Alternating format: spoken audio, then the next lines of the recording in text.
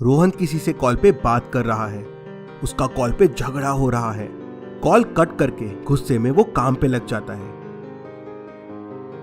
थोड़ी देर बाद उसे कोई सामने दिखता है। तभी अचानक वहां की लाइट चली जाती है। किसी ने रोहन पे गोली चला दी है। रोहन किसी तरह उठता है और कुछ लिखने की कोशिश करता है, लेकिन उससे पहले ही रोहन की डेथ हो जाती है। अगले दिन गणपत वहां पहुंच जाता है। वो देखता है कि रोहन ने एक सन का पिक्चर बनाया हुआ है। वो सीसीटीवी फुटेजेस में देखता है कि रोहन का किसी से कॉल पे झगड़ा हुआ था और उसने गुस्से से कॉल रख दिया था। वो रोहन की कॉल लिस्ट चेक करता है तो आखिरी कॉल सूरज का आया था। गणपत समझ जाता है कि खून सूरज ने किया है और रोहन ने उसी का नाम बताने के लिए सन का पिक्चर बनाया है। वो सूरज को पकड़ के थाने लेके चला जाता है। सर, मैंने खून नहीं किया है। हमारा झगड़ा हुआ था, लेकिन खून मैंने नहीं किया है। गणपत को समझ नहीं आता है तो फिर खून किसने किया। वो डिटेक्टिव मेहुल को फोन लगा के बुला लेता है। मेहुल क्राइम सीन पे जाके सूरज को वापस देखता है और सूरज को छोड़ने बोल देता है। क्यों? ऐसा क्या देखा मेहुल ने? क्या आप इस सीन को देख के बता सकते हैं?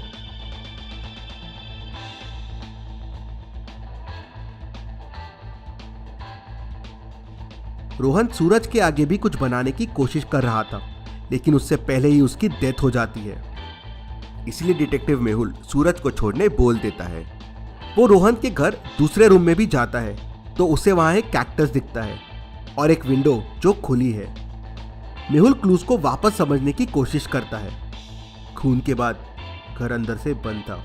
सीसीटीवी फुटेजेस में रोहन ने उस आदमी को देखा, लेकिन पैनिक नहीं हुआ। मतलब वो कोई पहचान वाला है। लेकिन सबसे बड़ा सवाल ये है कि गोली राइट से चली तो रोहन को गोली लेफ्ट पे कैसे लगी? मतलब वहां दो लोग थे। वाह सर, क्या तेज दिमाग है आपका। रोहन के करीबियों से मिलते हैं। दोनों बाहर निकलते हैं तो देखते हैं कि बाहर काफी कीचड़ है और व्हील्स के निशान भी है। हो सकता है ये खूनी के कार के निशान हो।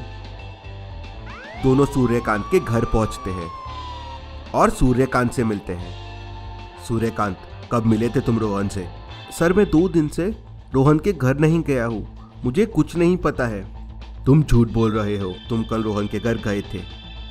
कैसे बताया मेहुल ने ये? क्या आप बता सकते हैं? सूर्यकांत की कार को ध्यान से देखिए। उसमें कीचड़ लगा हुआ है जो रोहन के घर के बाहर भी था। उसी से मेहुल समझ जाता है। जी सर, मैं रोहन को मारने के लिए गया था। बंदूक भी उठाई, लेकिन लाइट चले गई और फिर गोली चली और रोहन मर गया। मैंने नहीं मारा है उसे। घर का दरवाजा तुमने मैग्नेट से खोला था? जी सर। सर, आपने ये कैसे समझा? रोहन के घर का दरवाजा लोहे का है। मैग्नेट के जरिए उसे ऊपर नीचे कर सकते हैं। उसी से सूर्यकांत ने दरवाजा खोला है। हाँ सर। वाह सर, लेकिन अब खूनी कैसे पकड़ेंगे? दोनों भी खूनी नहीं है। मिल जाएगा खूनी। फिर दोनों सूर्य प्रताप के घर जाते हैं। सूर्य प्रताप, कल तुम रोहन के घर गए थे? नहीं सर, मैं तो कल दिन भर घर पे ही था। मैं नहीं गया रोहन के घर। तुम झूठ बोल रहे हो। तुम कल वहां गए थे और मेरे पास इसका सबूत है। कैसे समझा मेहुल को कि सूर्य प्रताप रोहन के घर गया था? क्या आप बता सकते हैं? ध्यान से सोचिए और आपका आंसर मुझे कमेंट करके बताएं।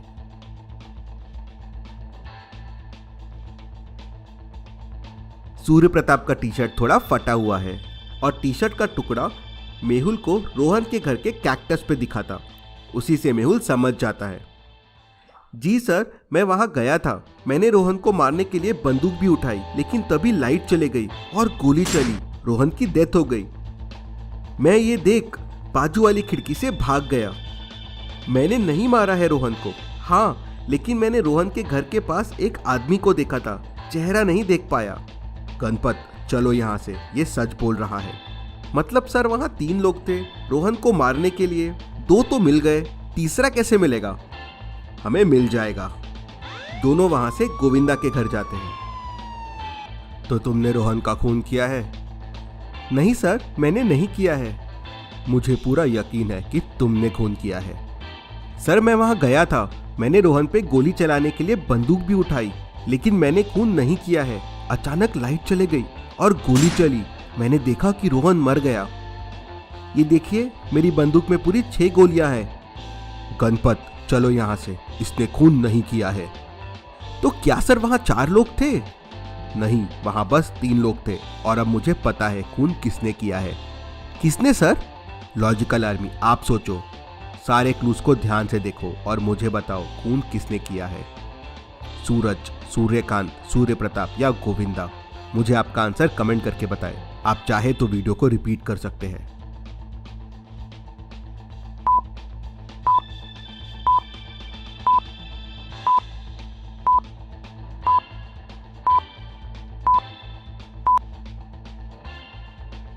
तो खून सूर्य प्रताप ने किया है। इसके 2 रीजंस हैं। पहला, रोहन सूरज के आगे कुछ लिखने की कोशिश कर रहा था, शायद वो सूर्य प्रताप लिखना चाह रहा हो। दूसरा, सूर्य प्रताप ने गलत स्टोरी बनाई और बताई। अगर वो खिड़की से भागने की कोशिश कर रहा था तो उसका टी शर्ट कैक्टस पे इस साइड पे अटकता था, लेकिन उसका टी शर्ट गलत साइड है। मतलब उसने खुद से वो टी शर्ट का टुकड़ा वहां लगाया है स्टोरी बनाने के लिए। पकड़ लो उसे। वाह sir, detective Mehul rocks. Logical army, इस बात पे जल्दी से वीडियो को लाइक कर दीजिए। डिटेक्टिव एक क्रिमिनल का पीछा कर रहा था, लेकिन वो क्रिमिनल गायब हो जाता है। पीछा करते करते डिटेक्टिव को एक घर दिखता है, तो वो पूछताछ करने के लिए वहां पहुंच जाता है। घर का मालिक संजीव डिटेक्टिव को अंदर बुलाता है और पूछता है कि वो उसकी कैसे मदद कर सकता है। तो डिटेक्टिव उससे पूछता है कि यहाँ कोई आया था। संजीव मना कर देता है और बोलता है यहाँ कोई नहीं आया और मैं घर से बाहर भी नहीं गया हूँ। फिर डिटेक्टिव पूछता है कि क्या तुम्हारे साथ कोई रहता है? तो संजीव बोलता है नहीं, मैं अकेला रहता हूँ। इतना सुन के डिटेक्टिव संजीव को थैंक यू बोलता है और सिगरेट ऑफर करता है। तो संजीव मना कर देता है, मैं सिगरेट नहीं पीता। डिटेक्टिव तुरंत संजीव को बोलता है कि तुम झूठ बोल रहे हो और मेरे पास 3 सबूत है। कैसे? डिटेक्टिव को कैसे समझता है और क्या है वो सबूत? क्या आप इस सीन को ध्यान से देख के बता सकते हैं? ध्यान से देखिए और आपका आंसर कमेंट कीजिए।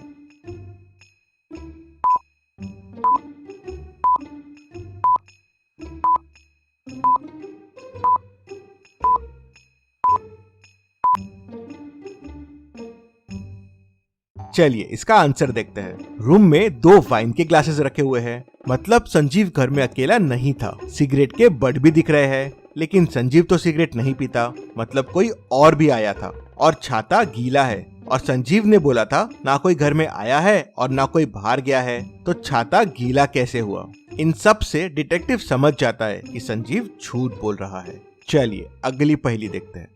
चोर ने बैंक एक्स से चोरी की, अपनी कार में बैठा और वहां से भाग निकला। गणपत अपनी कार में उसका पीछा करता है। चोर और पुलिस के बीच में चेस शुरू हो जाती है। चोर को सामने 3 रास्ते दिखते हैं। तीनों रास्तों की लंबाई एकदम सेम है। चोर रास्ता ए ले लेता है। तीनों रास्तों में कुछ स्टोन्स, ट्रीज और सिग्नल है।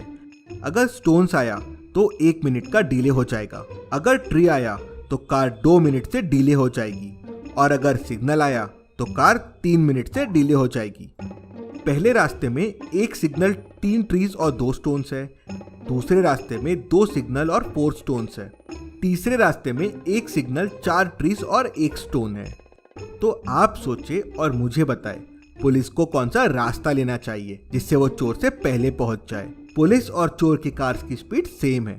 सोचिए और जल्दी से आपका आंसर कमेंट कर दीजिए।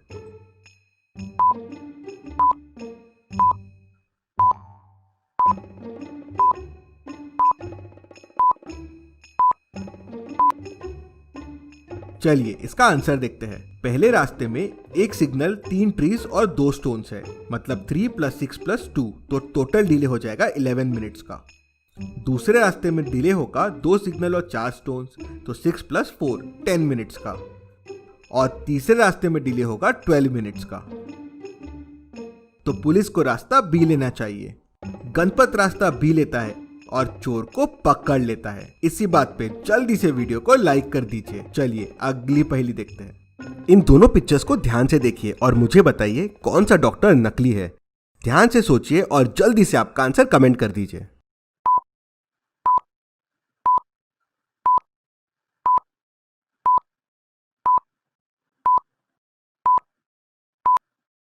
चलिए इसका आंसर देखते हैं।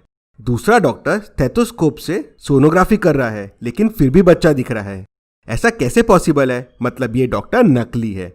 ऐसे और वीडियोस के लिए चैनल को सब्सक्राइब करके बेल आइकन प्रेस कर दीजिए। Thank you.